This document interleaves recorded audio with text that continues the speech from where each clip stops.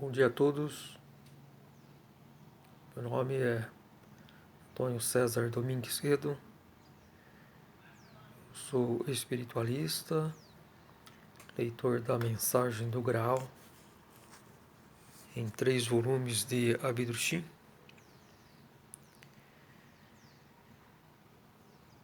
E procuro teorizar, refletir sobre temas como um grande cometa, a estrela do juízo final, a espiritualidade, a reencarnação, os seres da natureza, sobre os ossos de Cristo, a verdadeira história de Cristo. Todos esses temas se encontram na literatura do Graal, Mensagem do Graal, Rosélis von Sass, autora Rosélis von Sass. E eu vou passar o site da Ordem do Graal na Terra, que publica a Mensagem do Graal em 3 volumes no idioma português.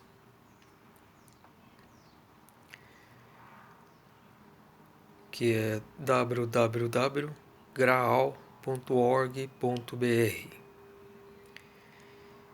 e também da Fundação da Mensagem do Graal, do Movimento Internacional do Graal, que publica a Mensagem do Graal em 3 volumes no idioma português e mais uns 20 e poucos idiomas, entre os quais os principais, que é alemão, inglês, espanhol, francês, italiano, tcheco, até chinês, árabe, né?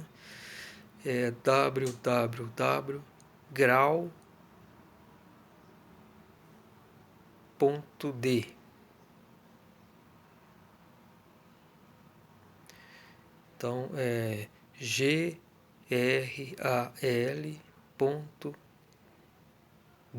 de dado e de elefante. D significa Deutsche, Alemanha. A editora da Fundação da Mensagem do Graal está sediada em Stuttgart.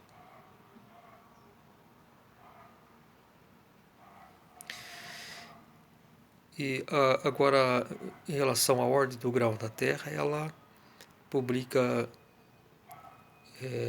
como eu disse, a Mensagem do Graal só no idioma português brasileiro. E tem os livros de Rosélis von Sass, que foi uma discípula de Abhidrushi, autor da Mensagem do Graal, e que trouxe a mensagem do Graal e também as demais literatura do Graal aqui para o Brasil. Agora, um tema que Abhidrushi abordou no seu volume 1 da Mensagem do Graal é o grande cometa.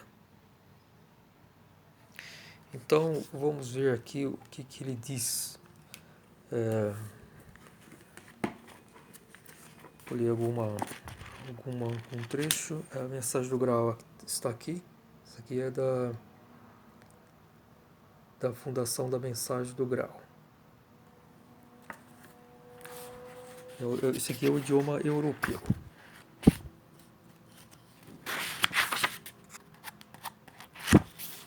Dissertação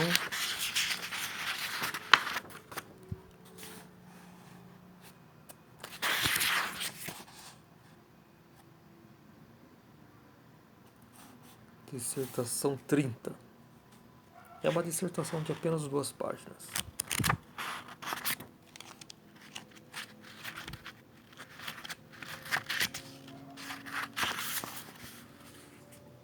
O grande cometa. Desde muitos anos, os entendidos já falam sobre a chegada dessa estrela especialmente significativa. O número daqueles que a esperam aumenta continuamente, cada vez mais.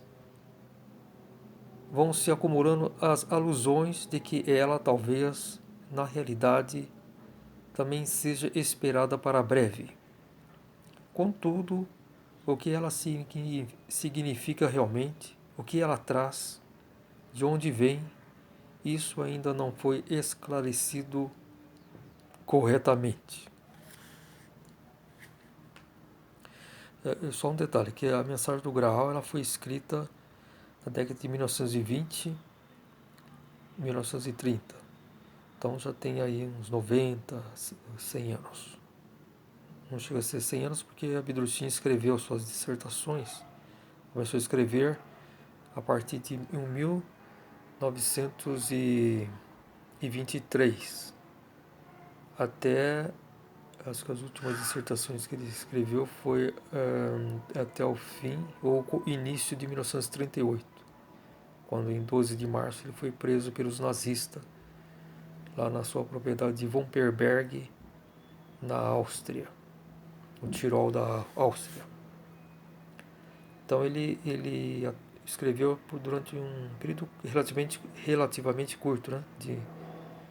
de uns 14 anos, mas intensamente. Ele trabalhou intensamente, chegou a escrever um total de umas 200 dissertações. E grande parte, 168, estão nesses 3 volumes da mensagem do Grau. Então, ele falou que nessa época ele já tinha conhecimento. Agora, tem um detalhe, uma detalhe que é bem importante. Essa estrela do juízo final, ela foi prevista devido à questão da humanidade, que ela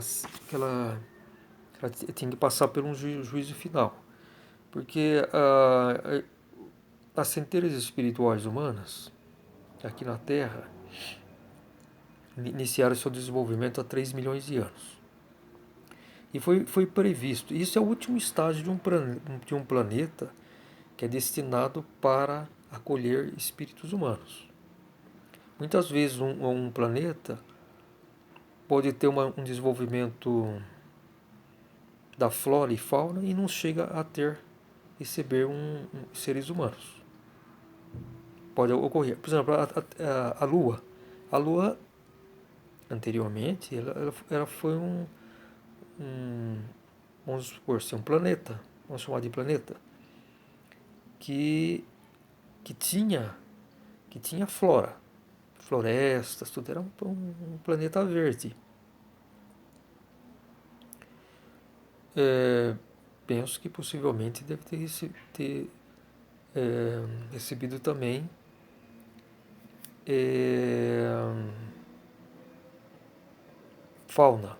a fauna, pode ser, mas não seres humanos, embora ele estando naquela região chamada habitável da estrela, aquela região que tem uma temperatura compatível com o surgimento da vida,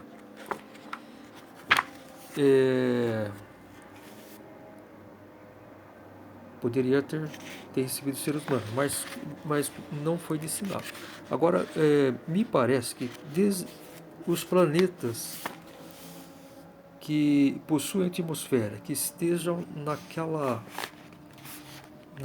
zona habitável, que os astrônomos chamam, possuindo, portanto, atmosfera, todos eles vão receber seres humanos, ou estão recebendo. Mas isso é a última etapa do desenvolvimento do planeta. Tem essa questão. Pelo menos na Terra, e isso me parece que em todos os planetas são isso que acontece. Um planeta desde o seu nascimento, já é destinado, aqueles planetas destinados, né, são os planetas rochosos, que são destinados a receber espíritos humanos.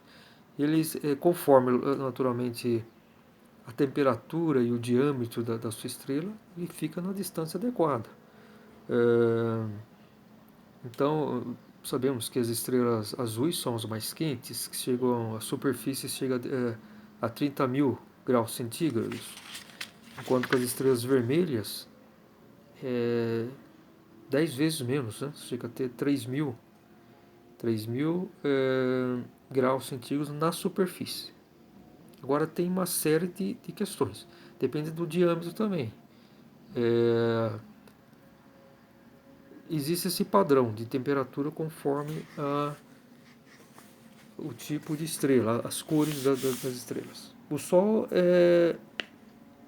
está mais para fria do que quente, porque é uma estrela amarela, que a superfície tem aproximadamente 6 mil graus.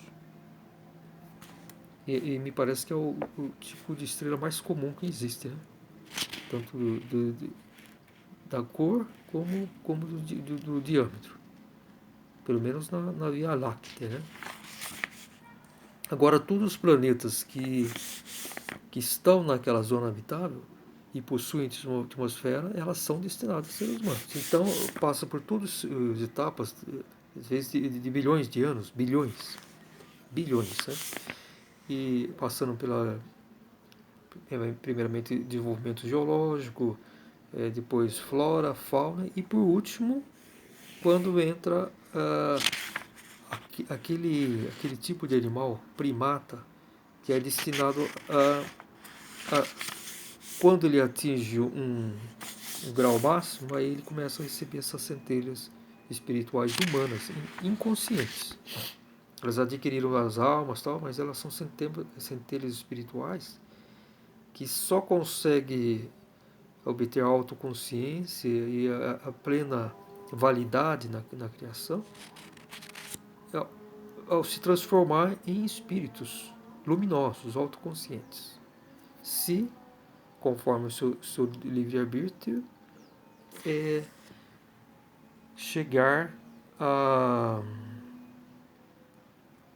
desenvolver todas as suas qualidades internas, que sempre leva para o desenvolvimento.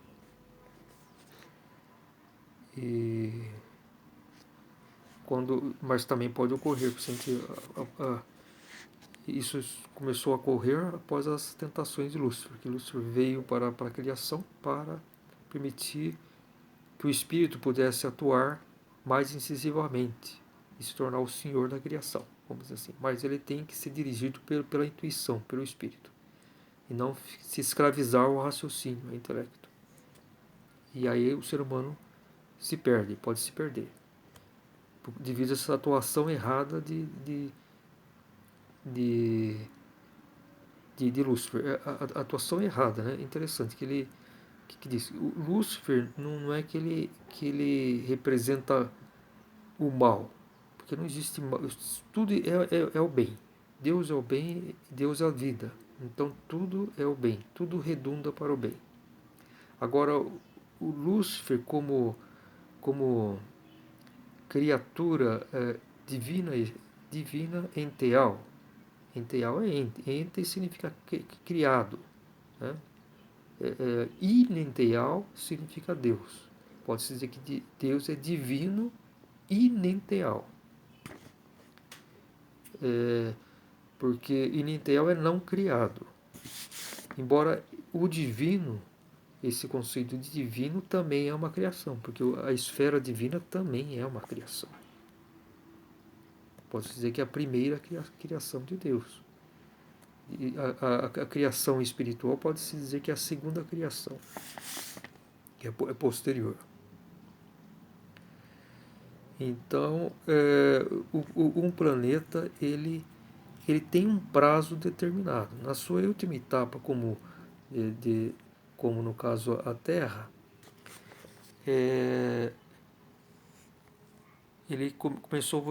nós começamos a nos encarnar, os espíritos humanos, as centelhas espirituais.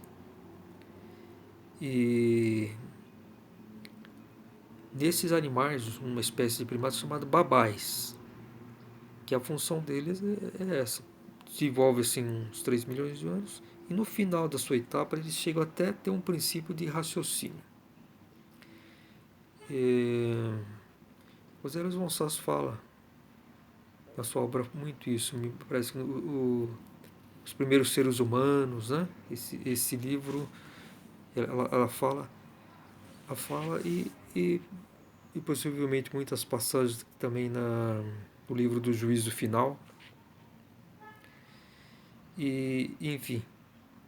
Mas aí está aquele prazo, se determina um prazo considerado os últimos espíritos humanos, os mais retardados, vamos dizer, mais lentos, consiga obter sua autoconsciência naquele prazo, que no caso da Terra foi 3 milhões de anos. E depois dessa etapa vem um juízo, uma reavaliação, uma separação, porque nesse ponto é o limite do planeta. Ele começa a entrar em decomposição. Então, pouco antes de entrar em decomposição, o último ser humano já estar o último ser humano destinado àquele planeta, aquele tipo de evolução, com muitas encarnações, né? Ele chega ao ponto, ele já teria que estar naquele estado de autoconsciência. Então é por causa disso que, findando aquele prazo, que começa a decomposição do planeta, se faz a separação. Agora, isso vamos considerar o seguinte, que o planeta Terra ele foi o primeiro no sistema Éfeso, porque o universo é dividido em sete mundos. Né? E, na verdade, o que a ciência reconhece como universo visível é apenas uma pequena parte do universo Éfeso, da parte Éfeso. É apenas aquela parte visual do universo que está dentro do distanciamento da luz, que a luz consegue chegar à Terra. A partir do momento que ultrapassa essa velocidade da luz, nós não conseguimos mais captar, mesmo uma luz assim de corrida a bilhões de anos, né? Conseguimos isso.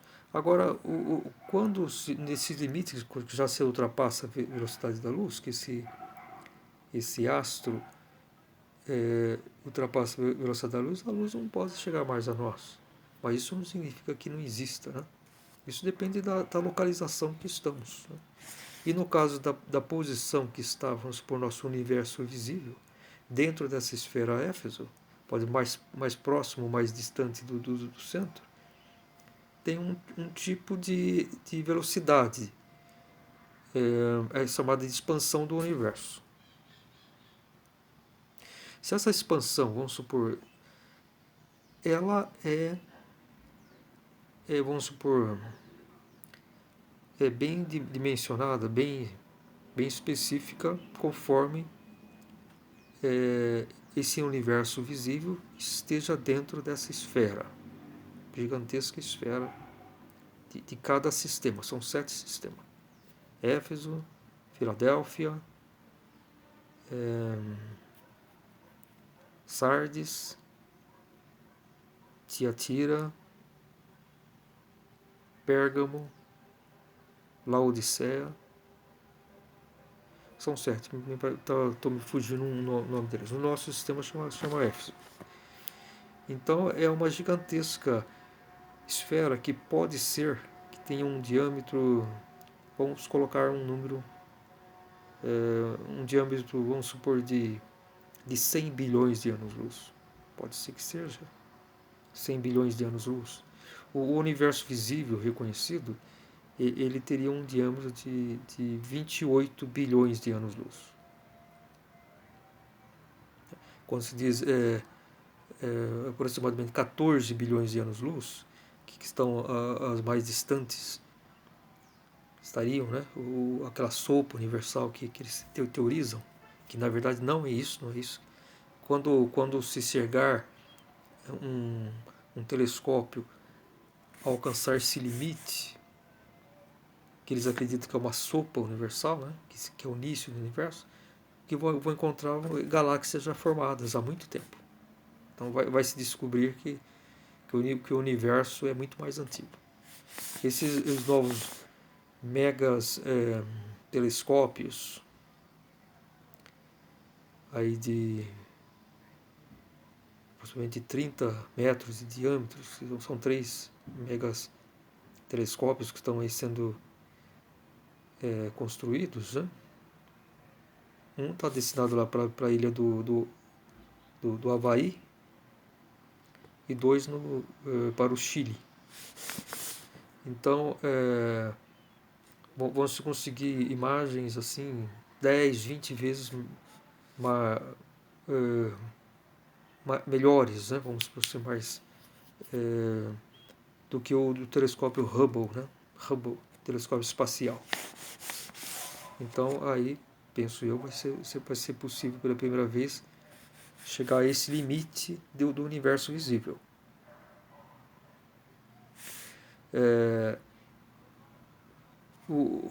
A galáxia mais distante que foi, objeto mais distante que foi captado pelas lentes me parece do Hubble, ou então de algum outro grande telescópio que exista aqui, né?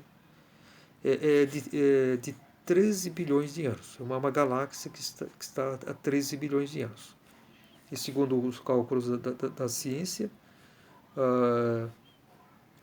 o universo visível teria um raio de 14 bilhões de quilômetros. Então, essa galáxia estaria assim, aproximadamente entre 500 milhões a 1 bilhão de anos-luz desse limite do universo visível. Então foi encontrada uma galáxia. Então, a minha teoria, praticamente posso dizer que é uma certeza. Quando um objeto, quer dizer, um telescópio, conseguir chegar nessa que eles dizem sopa universal, não vai encontrar nenhuma sopa universal. Vai encontrar galáxias já formadas há muito tempo. Então, essa é a grande questão. Que o universo, na verdade, visível, ele apenas é uma parte que está inserida nessa gigantesca esfera Éfeso, que tem um centro. É como se fosse um aglomerado estelar, aglomerado globular estelar. Que o aglomerado globular ele é uma espécie de pequeno satélite, não é uma galáxia, não chega a ser uma galáxia, porque a galáxia já possui aí pelo menos, para ser considerado galáxia, acho que tem que ter considerado pelo menos uns 10 bilhões de estrelas, algo nesse sentido, uma pequena galáxia. A Via Láctea é uma galáxia média. Supõe-se que possa ter, aí, segundo os últimos números que se apresentam aí, uns entre 200 e 300 bilhões de estrelas. Mas uma galáxia, vamos supor, média grande. Mas existem muito maiores. Já foi detectada uma galáxia pelo menos umas 10 vezes maior do que a Via Láctea.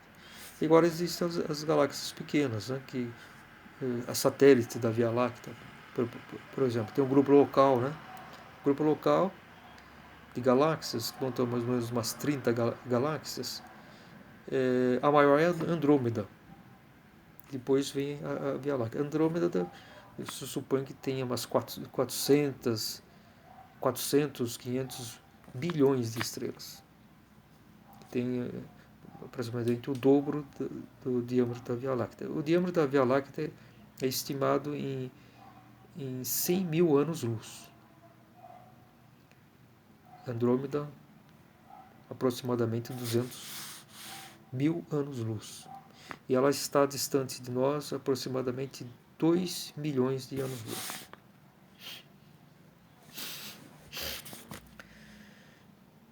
Então, como estava nessa reflexão de,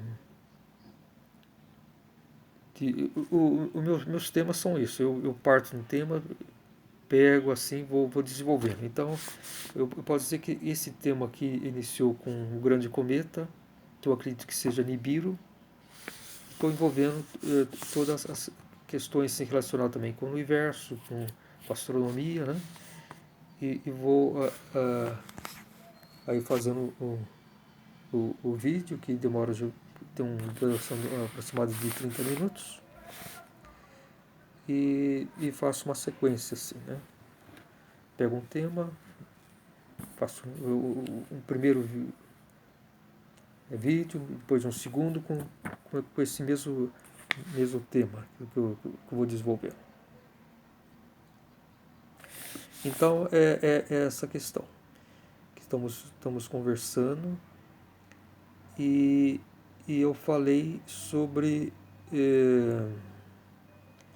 um detalhe bem interessante, dessa questão de universo visível, né? Porque o universo é muito mais antigo e muito maior do que hoje se supõe. E então temos que compreender como a esfera é uma esfera, uma parte universal, ela é muito maior do que se supõe. O universo visível teria aproximadamente 28 milhões, bilhões de anos-luz de diâmetro. Agora, cada esfera, são 7 partes do universo, que elas circulam sobre um centro. São 7 partes, como se fosse 7 estrelas gigantescas girando em um centro. O que acontece? Ela tem uma determinada expansão a partir do seu centro, por exemplo, o centro do Éfeso. Conforme ela vai se distanciando até o seu limite, a expansão é maior, a expansão do universo, o distanciamento entre os astros, entre as galáxias. Então, conforme esse nosso universo visível, estando mais próximo do centro de Éfeso, que certamente está mais concentrado, ele tem uma expansão mais lenta, enquanto que está numa distância intermediária bem maior, e já no limite, próximo limite, muito maior. Então nós não sabemos, na verdade, em qual situação que nós estamos, em qual área que nós estamos. Se mais próximo do centro, mais para o meio, mais para o limite, não se sabe. O certo é o seguinte: existe um ponto em alguma constelação, olhando para o céu, algum lugar que está direcionado exatamente para esse centro de Éfeso. Mas a gente não sabe que lugar que é.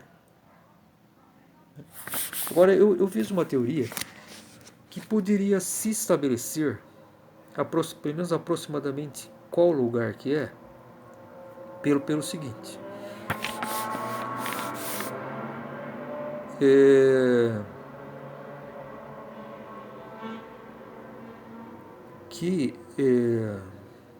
Se calcula essa distância, né, no raio, que seriam aproximadamente 14 bilhões de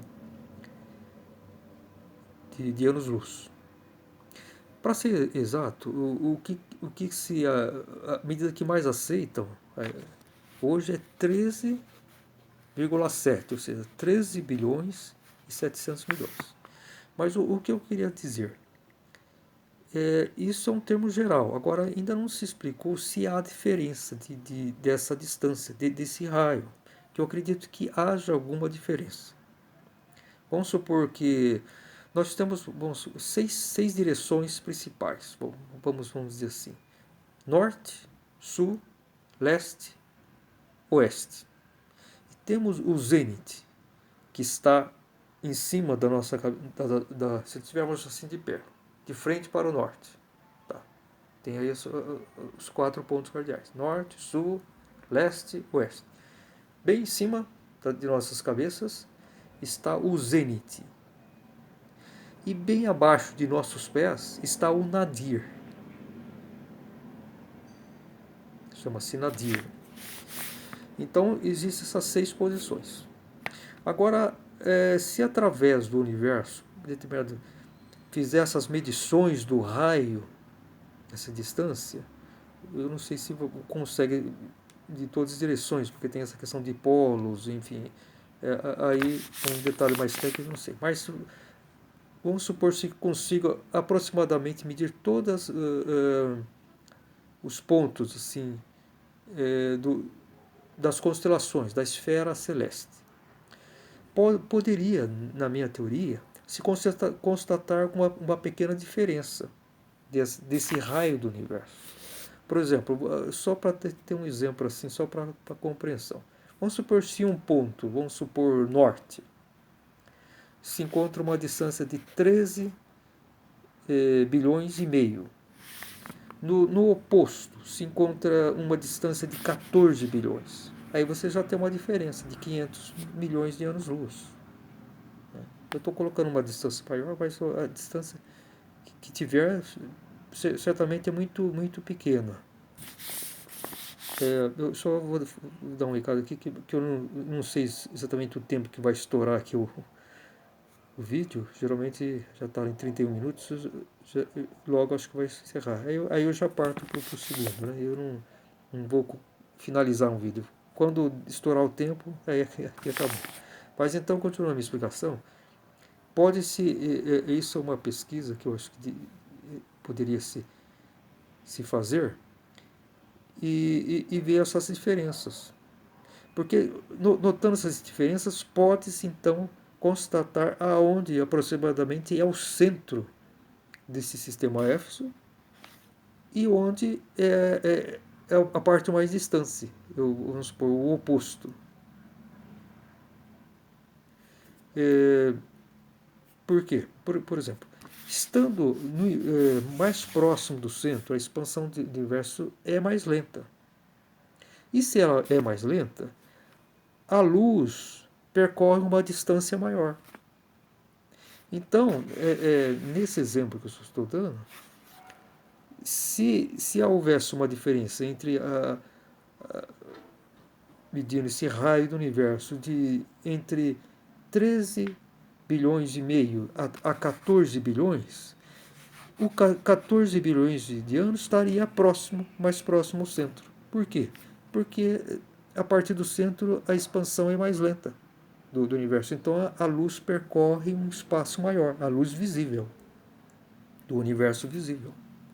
Então, se encontrar, por exemplo, vamos supor, no norte, né, na direção norte, norte celeste, vamos supor, que